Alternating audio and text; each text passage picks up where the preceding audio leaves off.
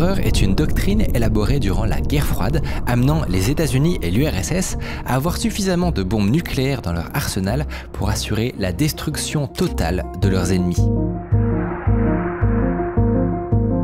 Cette arme était devenue tellement puissante que le seul moyen de gagner était de tout faire pour que personne ne puisse jouer. Mais que se passerait-il si cette puissance de feu pouvait être contrecarrée? Non pas par une autre bombe, mais par une arme invisible, silencieuse, qui n'explose pas, qui ne fait pas de bruit et qui ne laisse aucun indice, mais qui s'insinue lentement dans le cœur même des installations les plus sensibles d'un État jusqu'à lui faire arrêter la production de la bombe nucléaire. It's like the race between Iranian officials trying to build their nuclear program and outside forces trying to stop it is getting more intense. Cette arme a existé. Cette arme a changé la donne et a ouvert la voie à une nouvelle forme de guerre où les batailles ne se livrent plus seulement sur le terrain, mais aussi dans les méandres des infrastructures numériques mondiales. Voici l'histoire du projet qui a marqué le début d'une nouvelle ère, le projet Olympic Games.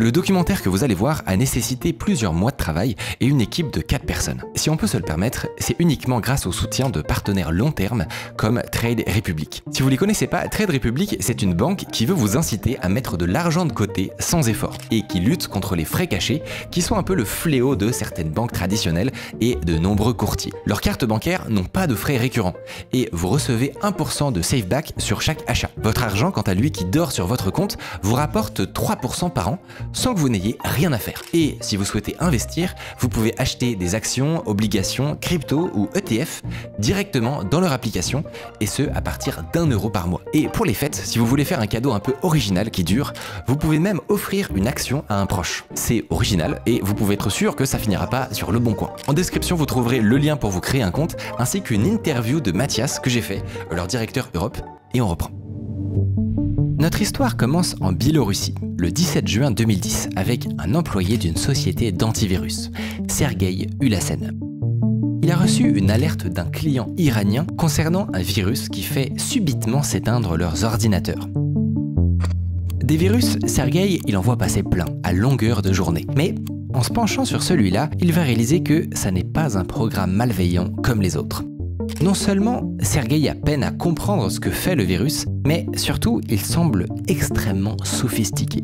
Ni une ni deux, il alerte le monde de la cybersécurité en faisant un post sur le forum Wilder Security Forums. Et le post va intéresser de nombreux passionnés du domaine qui, avec quelques inspections, vont catégoriser ce virus comme très dangereux. Et ça va attirer l'attention de pas mal de monde, notamment une entreprise qui va s'y intéresser de près, Symantec.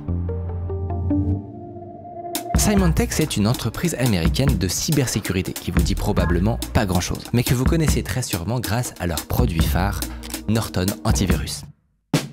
Et évidemment, pour vendre des antivirus comme Norton, il faut être au courant des dernières menaces qui existent et les comprendre pour pouvoir les contrer. Chez Symantec, des attaques, des virus, du code malveillant, ils en gèrent des millions par an. Donc, pour les meilleurs ingénieurs de la boîte, il ne leur suffit que de quelques minutes à regarder le code d'un malware pour comprendre ce qu'il fait et comment il procède. Sauf que là, ça n'est pas le cas. Le virus est un enfer à comprendre, et ce, pour 2 raisons. Déjà, son code est extrêmement long.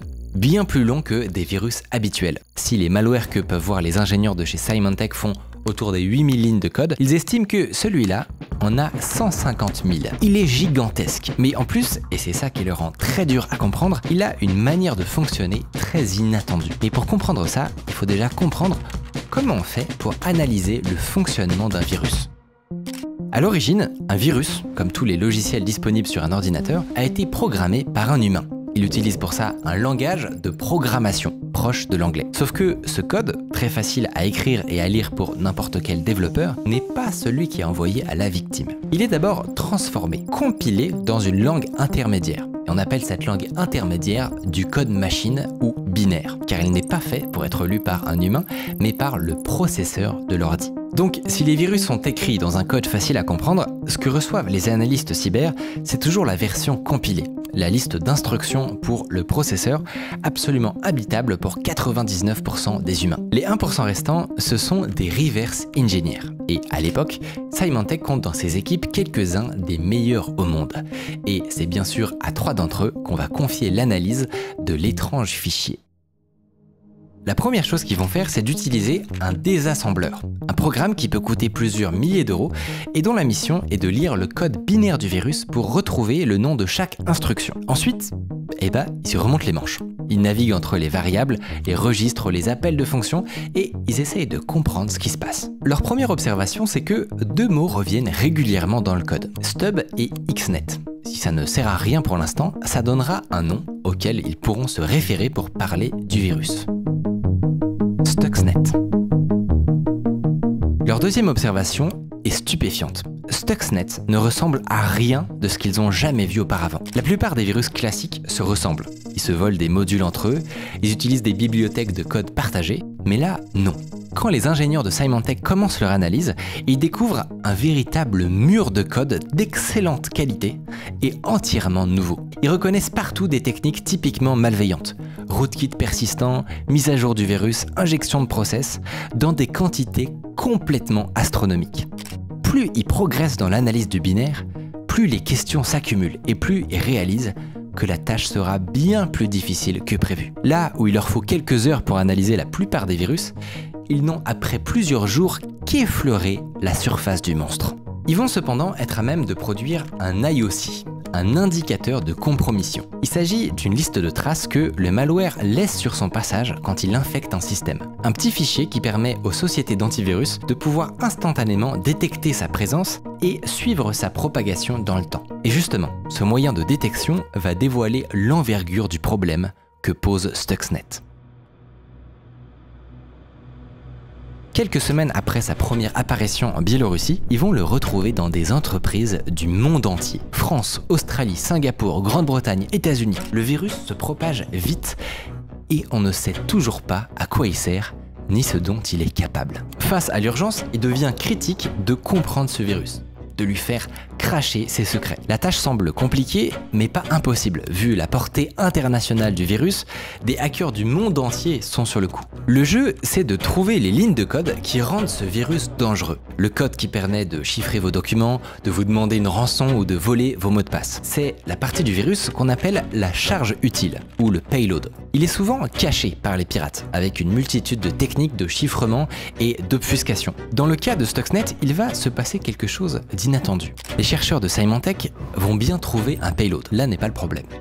Mais, comment dire, ils vont pas en trouver qu'un. Caché dans les entrailles de ce gigantesque binaire de 1,2 mégas, se cachent en fait 18 payloads différents. C'est déjà particulièrement étonnant, mais il y a autre chose qui l'est encore plus. Les virus ne sont pas tout à fait des programmes comme les autres. Ils doivent souvent effectuer des opérations complexes pour masquer leur présence et éviter d'être détectés et supprimés par les antivirus. Ça implique typiquement d'interagir avec les couches les plus basses du système d'exploitation pour écrire dans la mémoire, modifier une fonction du noyau ou exploiter une vulnérabilité. C'est un peu comme jouer avec de la dynamite. Tout doit être millimétré, sinon... Ce qui fait que quasiment tous les virus ont des bugs. Le pirate n'a pas prévu telle version de Windows ou telle configuration qui fait tout planter. Ce qui est extrêmement troublant avec Stuxnet, c'est que malgré sa taille, 20 fois celle d'un malware normal, le programme n'a pas de bug. Son créateur a conçu le malware parfait. Son créateur a conçu une arme chirurgicale.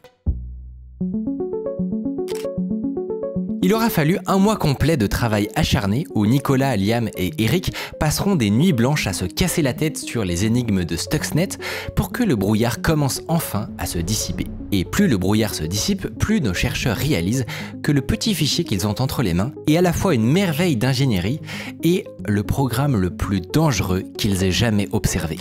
Déjà, Stuxnet n'est pas un virus, c'est un ver informatique. Là où le virus exploite une erreur humaine, un clic sur une pièce jointe, une fausse mise à jour, le ver exploite une erreur système, un bug laissé là par les développeurs de Windows ou macOS que les hackers peuvent exploiter. Parmi toutes ces failles, la pire c'est la Zero Day, une faille que le pirate est le seul à connaître, qui lui confère donc le pouvoir ultime de s'infiltrer partout. Zero Day, car les victimes bénéficient de 0 jours de protection. Ces failles sont très rares. Symantec n'en découvre dans des malwares qu'une dizaine par an. Et surtout, elles ont énormément de valeur. Sur les marchés noirs, elles se vendent chacune des centaines de milliers d'euros. Et bah, dans Stuxnet, les chercheurs ne vont pas découvrir une faille Zero Day. Ils vont en découvrir 4. 4 failles critiques inconnues. C'est plus que tous les logiciels malveillants avant lui, et depuis ce jour, ça n'a jamais été observé à nouveau. Outre le temps et le talent nécessaires pour en trouver autant, c'est surtout l'équation économique qui est étrange. Les rares fois où on a découvert de telles failles dans un ver, elles étaient rentabilisées par des rançons ou des vols massifs de cartes de crédit. Là, les créateurs de Stuxnet ont probablement brûlé plus d'1 million de dollars et on n'a aucune idée de pourquoi. Et ça n'est pas tout. Pour pouvoir se dissimuler dans les couches les plus basses du système, le virus utilise 2 certificats Windows volés. Et ça, c'est troublant. Un certificat, c'est comme un passeport. Les autorités de certification les décernent avec la plus grande prudence, notamment aux entreprises qui développent des drivers. Car qui possède un certificat légitime peut installer un faux driver dans votre PC sans éveiller les soupçons de votre antivirus. Un driver avec les plus hauts niveaux de privilèges. En bref, le rootkit persistant parfait. Donc ces entreprises cachent et protègent leurs certificats. Et visiblement, elles le font bien, car avant Stuxnet, aucun vol de ce type n'avait jamais été observé. Les certificats trouvés sur le virus semblent provenir de 2 entreprises taïwanaises, Realtek et J-Micron Technology. 2 entreprises qui conçoivent des circuits intégrés et qui à première vue ne semblent rien avoir en commun. À un détail près, leurs locaux à Taïwan sont situés dans le même bâtiment. C'est ce détail en particulier qui va transformer l'affaire en crise diplomatique. Car un certificat, ça ne traîne pas sur une pauvre machine connectée à Internet. C'est souvent protégé par mot de passe et par biométrie, avec des empreintes de plusieurs personnes. Aussi invraisemblable que ça puisse paraître, l'explication la plus sensée à ce double vol est une opération d'infiltration physique, ou le recrutement d'une source tout en haut de la hiérarchie. Donc, si on ne sait pas encore ce que fait Stuxnet, on sait autre chose. Il ne provient ni d'un simple pirate, ni même d'un groupe criminel ordinaire, mais d'une entité beaucoup plus puissante. Un expert de F-Secure dira à ce propos, il y a 2 pistes, un groupe terroriste ou un État. Or, nous ne pensons pas qu'un groupe terroriste dispose de telles ressources. Dire qu'on ne sait pas ce que fait Stuxnet n'est pas tout à fait exact. En examinant les payloads, les chercheurs ont fait un certain nombre de trouvailles qu'ils ont documentées dans un gros dossier aussi exhaustif que passionnant. Ce qu'on y apprend, c'est que Stuxnet est en fait un véhicule à 3 têtes, chacune servant un objectif précis. La première, la persistance, fait honneur à son nom. Une fois qu'il infecte un ordinateur, il s'y installe définitivement, résistant même au redémarrage. La deuxième, la propagation, lui permet de se répandre de 2 manières, soit en circulant à travers le réseau, soit en passant d'une clé USB à l'autre. Et la dernière tête, le contrôle à distance, relie toutes les machines infectées à des serveurs de commandement. Ce véhicule de transport très élaboré pourrait théoriquement accepter n'importe quelle cargaison. En pratique, le design de l'engin semble particulièrement adapté à un type d'attaque spécifique. Quand il est exécuté pour la première fois, Stuxnet se retrouve confronté à 2 problèmes. Sa capacité d'action est limitée, car il n'est pas administrateur de la machine, et il doit faire très attention à ne pas éveiller les soupçons de l'antivirus. Pour répondre à ça, il va réaliser ce qu'on appelle une élévation de privilèges, une technique permettant au malware de s'extraire de sa cage virtuelle pour acquérir un statut privilégié. Une technique pour obtenir les pleins pouvoirs sur le système. Parmi ces 4 failles Zero Days, 2 sont utilisées à cette étape pour réaliser cette élévation. Ça n'est pas forcément la partie la plus spectaculaire. De nombreux malwares en sont capables et Windows est connu pour avoir un historique catastrophique de failles de ce type-là. Ce qui l'est plus, c'est la manière dont les créateurs de Stuxnet utilisent ces vulnérabilités. À l'issue d'une élévation de privilèges, il est courant de cacher sa présence en réalisant une injection de process. On se dissimule dans un autre programme administrateur pour ne pas attirer l'attention, comme un passager clandestin. Stuxnet, en l'occurrence, ne choisit pas sa destination au hasard. Il va examiner la machine de sa victime à la recherche d'une solution de sécurité. En particulier, il va regarder si un antivirus est en cours d'exécution. Si Stuxnet en détecte un, il s'adapte et choisit dans un tableau sa cible idéale. Dans certains cas très rares, il peut conclure que l'injection est impossible et s'arrête. Dans d'autres, il décide de cibler l'antivirus lui-même. Ce qui est frappant, c'est surtout la connaissance très fine que les équipes d'Olympic Games semblent avoir de chaque scénario. Une telle précision a dû nécessiter des batteries de tests interminables pour anticiper tout ce qui pouvait mal tourner. Une fois maître du terrain, Stuxnet peut s'installer définitivement au cœur du système, comme un driver. Avec ses certificats volés, il s'assure une position persistante et discrète d'où il pourra mettre en place son système de propagation.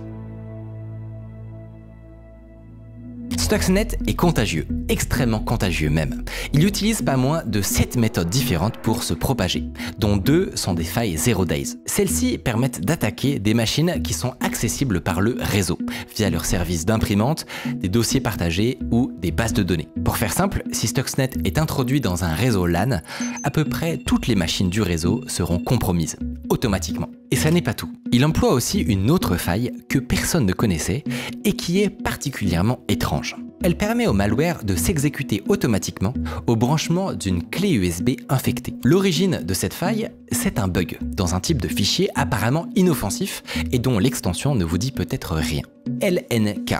Ce sont des raccourcis Windows qu'on trouve souvent sur le bureau de son ordinateur. En fait, à l'époque, la gestion des icônes de ces raccourcis était buggée et les pirates ont réussi à concevoir un fichier LNK mal formé qui exploite cette anomalie. Placé sur une clé USB, à côté d'un fichier malveillant, il permet de prendre le contrôle de la machine. Au moment où la clé est branchée, un processus de Windows va vouloir charger les icônes. Sauf que, à la place, il exécute Stuxnet. L'action est totalement invisible et dure une fraction de seconde. Une fois le module de persistance installé, il se met lui aussi à attendre qu'une nouvelle clé soit branchée pour y placer une copie du verre. Et ainsi de suite. C'est brillant, mais un problème subsiste.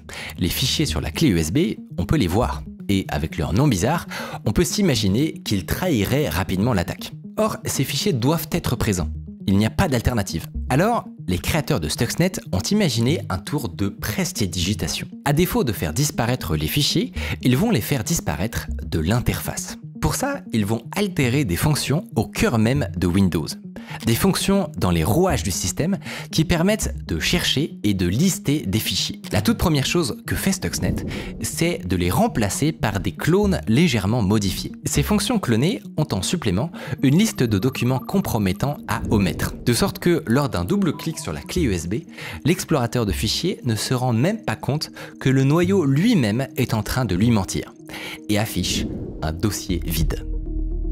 Pour les chercheurs, cette propagation par voie physique a quelque chose d'intriguant. Si la propagation par USB a connu son âge d'or au début des années 2000, les temps ont changé. À l'époque, Windows proposait une fonction auto-run qui permettait de lancer un programme automatiquement sur un support USB. Mais depuis 2009, en voyant les dégâts, Microsoft l'a désactivé et les vers informatiques se propagent principalement par Internet. En fait, le fait que Stuxnet adopte une telle stratégie ne peut signifier qu'une chose. Il cherche une cible particulière, un type d'ordinateur qui n'est pas connecté à Internet. C'est souvent le cas de machines particulièrement sensibles, dans l'industrie ou la défense. On les place dans des réseaux hermétiques, isolés d'Internet, pour rendre toute attaque à distance impossible. Le défi avec ce type d'attaque, c'est l'isolement total du malware. Une fois largué derrière les lignes ennemies, plus aucun contrôle possible, plus aucune mise à jour. La moindre évolution de Windows ou d'un antivirus peut réduire l'opération à néant. Mais ici encore, le projet Olympic Games cache une surprise. Déjà, comme beaucoup de malware, Stuxnet a la capacité de communiquer avec des serveurs de contrôle sur Internet, mypremierfootball.com et todaysfootball.com. Ces derniers sont situés en Malaisie et au Danemark, et ils recevaient des informations sur chaque nouvelle victime contaminée. En retour, ils pouvaient déclencher différentes actions, faire des mises à jour, exécuter du code à distance, etc. Ça encore, c'est assez classique. Ce qu'il est beaucoup moins, c'est le système de communication de pair à pair entre les victimes.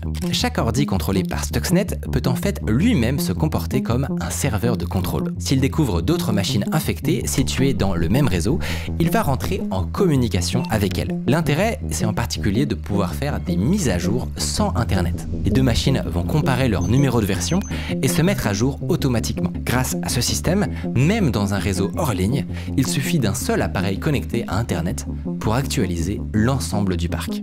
Les chercheurs de Symantec découvrent un virus d'une rare sophistication, contagieux et capable de s'adapter pour survivre. Ils doivent agir vite. En prenant le contrôle des noms de domaine, ils parviennent à rediriger le trafic qui s'y rend.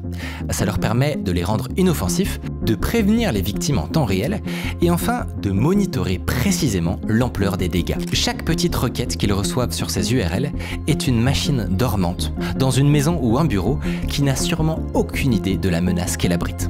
Et de telles machines, après 3 mois d'analyse, Symantec va en détecter 100 000. Mais à quoi pouvait bien servir Stuxnet? En juillet 2010, après 3 mois d'investigation, Symantec n'en sait toujours rien. Un ver ultra moderne, commandité en haut lieu, a contaminé 100 000 machines avec 14 payloads, mais on ne sait toujours pas ce qu'il fait. Aux entreprises paniquées et au gouvernement qui s'inquiètent des conséquences de l'attaque, ils répondent « Nous ne savons pas ». Parce que Stuxnet ne s'active pas tout seul. Pour une raison surprenante, le virus fait beaucoup de vérifications. Et si l'une d'elles n'est pas validée, il reste inerte. Et ça, c'est pas normal. Un virus classique, ça ne vérifie quasiment rien. Et ça tente d'infecter sans distinction un maximum de machines. Mais ça n'est pas le cas de Stuxnet. Le virus vérifie sur quel ordinateur il est tombé, et si un critère n'est pas validé, il restera dormant, et se contentera de contaminer d'autres hôtes. Le but maintenant pour Symantec va être de comprendre pourquoi ces vérifications existent. Et rien qu'en les étudiant, ils vont en tirer des indices décisifs. Dès son arrivée dans un nouvel hôte, Stuxnet vérifie si l'ordinateur en question est sous une version spécifique de Windows. Sinon, il ne s'active pas. Ensuite, il va vérifier si un certain mot de passe existe dans le registre. Si c'est le cas, il s'arrête aussitôt. On suppose que c'est un court-circuit. Un moyen courant pour les pirates de ne pas infecter leur propre machine par erreur. Sauf que ce mot de passe ressemble à une date, le 9 mai 1979. Et le 9 mai 1979, c'est l'exécution de Habib El-Ghanian, première victime juive du régime islamique iranien. Son exécution poussera 100 000 juifs à fuir le pays. C'est peut-être une coïncidence ou un leurre, ou peut-être pas.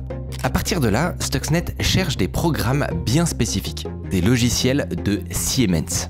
Ce sont des logiciels très particuliers qui permettent d'automatiser et de surveiller des machines industrielles. Et ça concerne de nombreux domaines, aéronautique, santé, transport, centrale électrique. Stuxnet ne s'active que sur des ordinateurs qui appartiennent aux industries les plus sensibles d'une nation.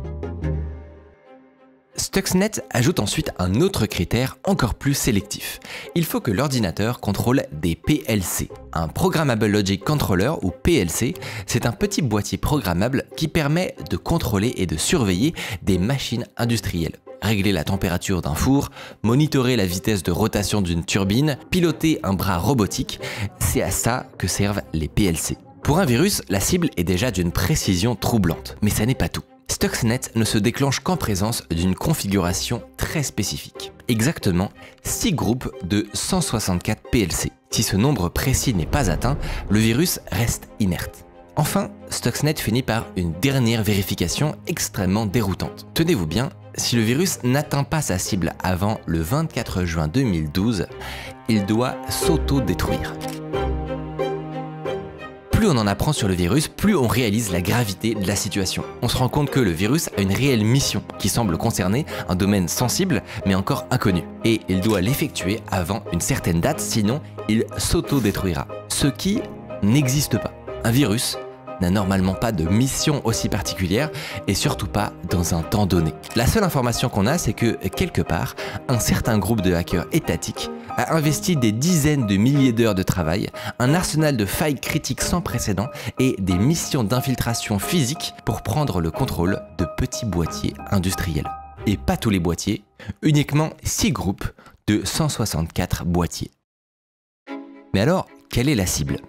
Pour le savoir, il peut être intéressant de regarder d'où la propagation a commencé. Quel est le foyer de l'épidémie? Les ordinateurs du monde entier ont beau avoir été infectés par Stuxnet, il y a un pays qui se démarque très clairement des autres, le pays duquel l'épidémie est probablement partie. Le pays qui devait être la cible des ingénieurs derrière l'opération.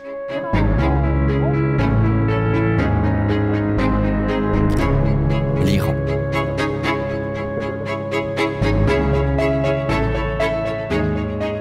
Nous sommes en novembre 2010, quasiment 6 mois dans l'enquête, et Symantec est dans une impasse. Ils ont compris que Stuxnet cible des PLC, probablement en Iran, mais il manque toujours la clé de ce mystère.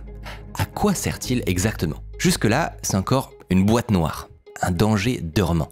Ils tentent de recréer artificiellement les conditions pour que Stuxnet s'active pour l'analyser, mais sans succès. Alors, ils partagent leurs différentes avancées sur les forums et les réseaux de cybersécurité du monde entier. Quand un beau jour, depuis les Pays-Bas, un expert en système de contrôle industriel va débloquer l'enquête. Dans leur recherche, les chercheurs de Symantec étaient tombés de nombreuses fois sur une valeur. Cette valeur, elle apparaît comme ça, dans une vérification, mais elle n'est liée à rien. C'est ce qu'on appelle un magic number, un nombre qui paraît tomber du ciel. Sauf que ce que cet utilisateur néerlandais découvre, c'est que ce magic number ne tombe pas du ciel. Il permet de vérifier l'identifiant du boîtier industriel. Les boîtiers de contrôle existent en de nombreuses variantes, chacun avec sa fonction spécifique.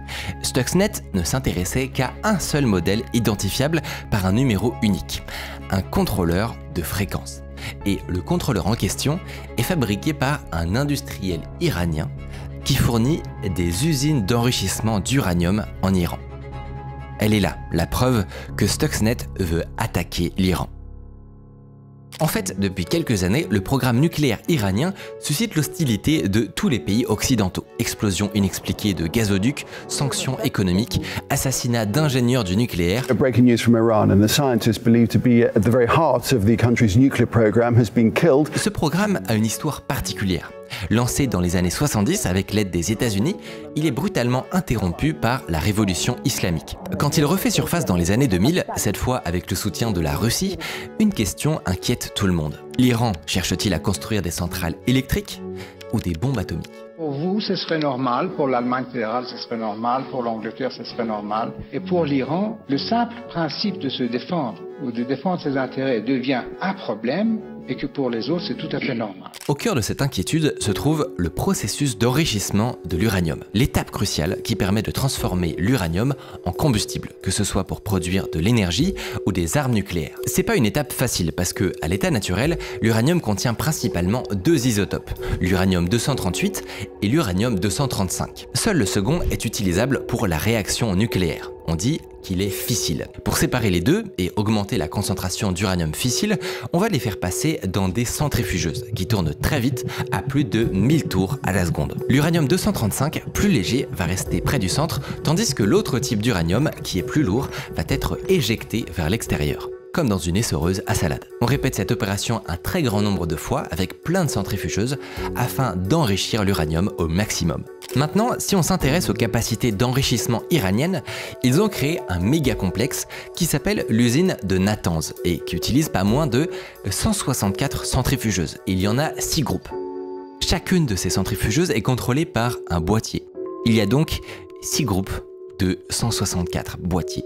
C'est ça que Stuxnet essaye d'attaquer, les centrifugeuses du complexe d'enrichissement d'uranium de Natanz en Iran.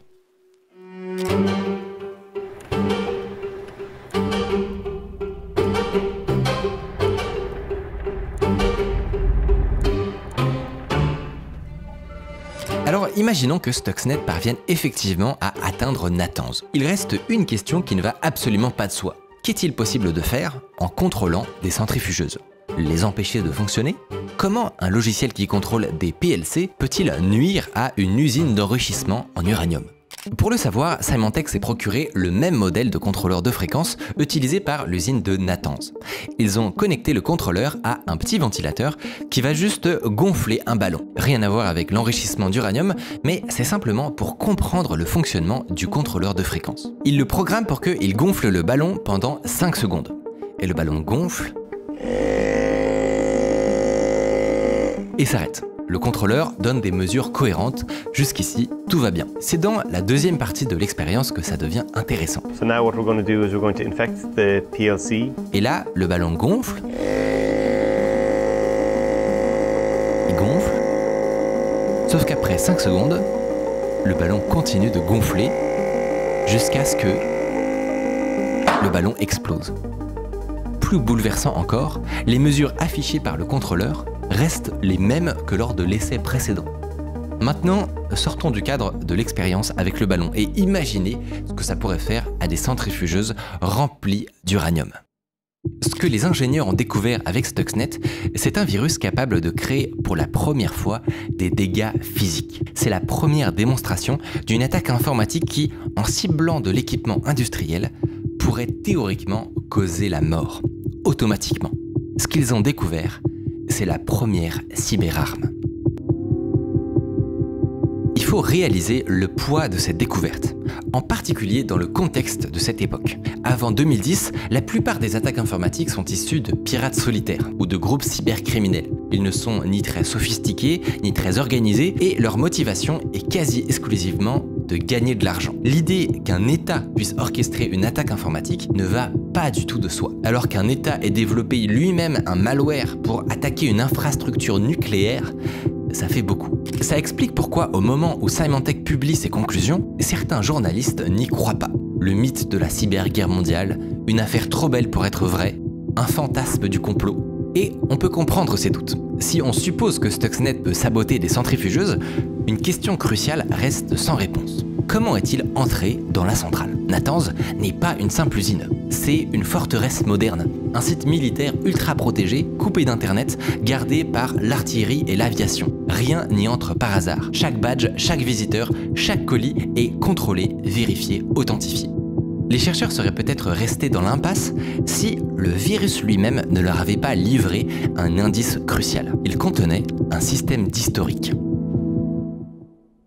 Ce que les chercheurs ont découvert dans Stuxnet, c'est un journal de bord, un fichier de log chiffré dans lequel le virus écrit ses moindres faits et gestes. Ce fichier, il le transporte avec lui quand il se déplace de victime en victime. S'il tombe sur un ordinateur déjà infecté, il remplace son fichier de log pour qu'il soit le plus à jour possible. Ce fichier décrit avec une grande précision la chronologie des infections d'une souche, le chemin exact par lequel elle est passée. C'est une véritable mine d'or d'informations. Et la bonne nouvelle, c'est que les ingénieurs de chez Symantec vont réussir à décrypter ces fichiers de log. Avec les millions d'échantillons de Stuxnet qu'ils ont récupérés autour du monde, ça va leur donner une matière formidable pour mieux analyser et comprendre l'histoire du virus. Par exemple, ce que vous voyez là, c'est l'histoire d'une souche.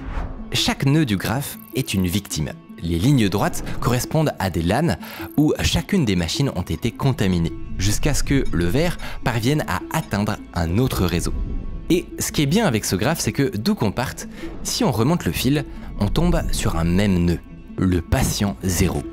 La première machine infectée par Stuxnet le 23 juin 2009 à 4h40. Ce qui est dingue, c'est qu'on a aussi la date où l'échantillon a été créé. Et entre le moment où le développeur de Stuxnet a cliqué sur compiler et le moment de l'infection originelle, il s'est produit seulement 12 heures. En combinant les graphes de tous les échantillons, Symantec va en fait arriver à la conclusion qu'il n'y a pas exactement un patient 0, mais qu'il y en a 5. 5 ordinateurs qui n'ont pu être infectés que d'une seule manière, volontairement. Parce qu'évidemment, l'usine ne peut pas tourner sans matériaux ni mise à jour du code pour faire fonctionner leur centrifugeuse. Le plan, c'était probablement qu'en infectant les fournisseurs, on finirait forcément par infecter l'ordinateur responsable des mises à jour de l'usine. La mise à jour serait ensuite transportée par une clé USB, qui elle aussi serait instantanément infectée, puis passerait toutes les sécurités de l'usine, physiques et virtuelles, contaminerait les réseaux de l'usine, pour enfin atteindre la cible finale, l'ordinateur de contrôle des centrifugeuses. Plan magnifique. Mais à ce stade de l'histoire, si vous avez déjà travaillé dans le nucléaire, quelque chose devrait sérieusement vous chiffonner. Dans ces usines, on manipule de l'uranium à très grande vitesse. Sans même imaginer l'hypothèse d'un virus, c'est un processus hautement périlleux qui justifie d'avoir des plans de secours. des garde-fous pour réagir aux incidents. Dans la salle de contrôle, des opérateurs iraniens veillent constamment pour détecter la moindre anomalie. Grâce à des écrans de monitoring, ils suivent en temps réel les données des centrifugeuses reçues par le logiciel SCADA. Si le moindre problème apparaît, ils ont un bouton d'arrêt d'urgence qui permet de tout interrompre avant que le matériel soit endommagé. Donc, quand bien même le malware parviendrait à atteindre les centrifugeuses, il n'y ferait pas long feu. Mais il semblerait que les cerveaux de l'opération aient trouvé un moyen diabolique de lever cet obstacle. Une fois que Stuxnet a atteint sa cible, il reste dormant, comme les pires virus biologiques, et ce pendant 13 jours. Il évite ainsi les soupçons, s'assure que les centrifugeuses sont bien remplies d'uranium, mais surtout, ce laps de temps lui permet de réaliser un enregistrement. Il stocke toutes les données reçues par le logiciel SCADA. Ainsi, après 13 jours, quand Stuxnet passe à l'attaque, il prend le contrôle du flux de statistiques pour rediffuser son enregistrement en boucle. Les opérateurs dans la salle ne devraient voir sur leur écran aucune anomalie, alors qu'en arrière-plan, le virus commence sa vilaine besogne.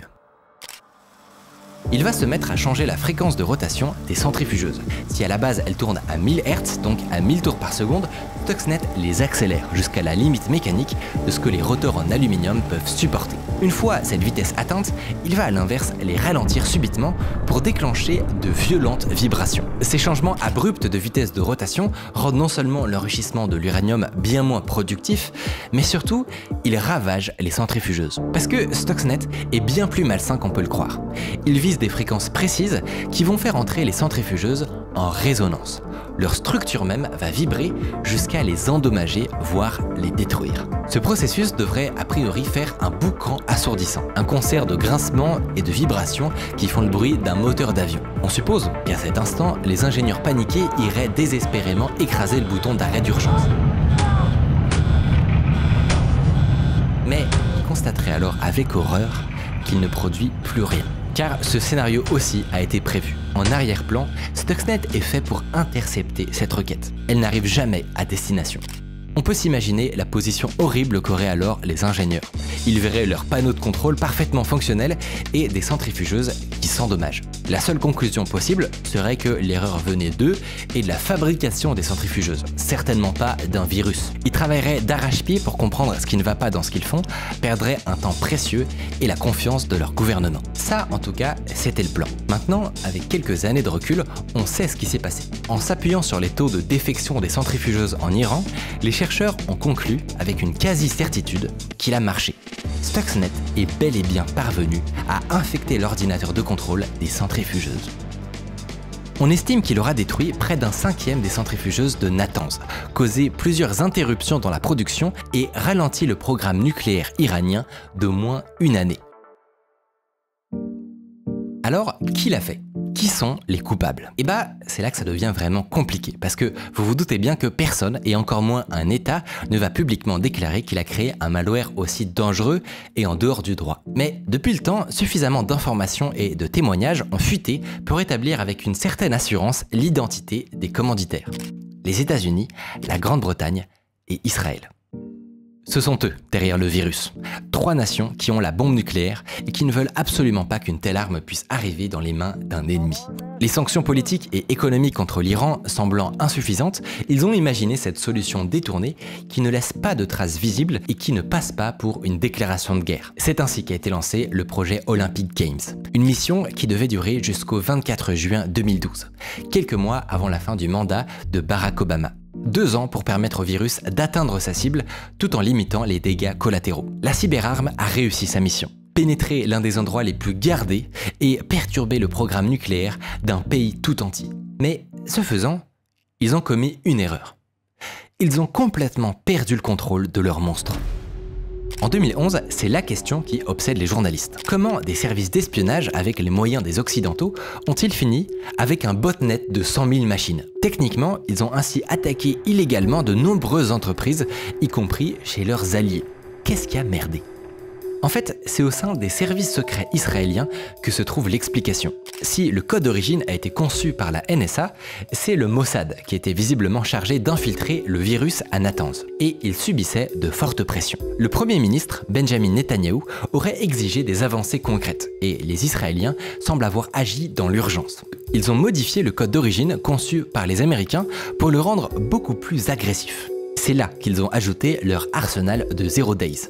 Et en 2010, sans même prévenir leurs partenaires, ils ont lancé leur version du virus. Cette précipitation a été désastreuse car à cette étape, un bug a probablement été introduit. Cette version, censée être invisible, éteignait désormais aléatoirement les ordinateurs qu'elle infectait. Dans leur empressement, les Israéliens ont ouvert une véritable boîte de Pandore et contaminé le monde entier avec un virus buggé. L'ironie, c'est qu'il n'a même pas vraiment rempli sa mission. Le programme nucléaire iranien, après un bon nettoyage, a repris de plus belle. Et puis, Stuxnet s'est retourné contre ses créateurs.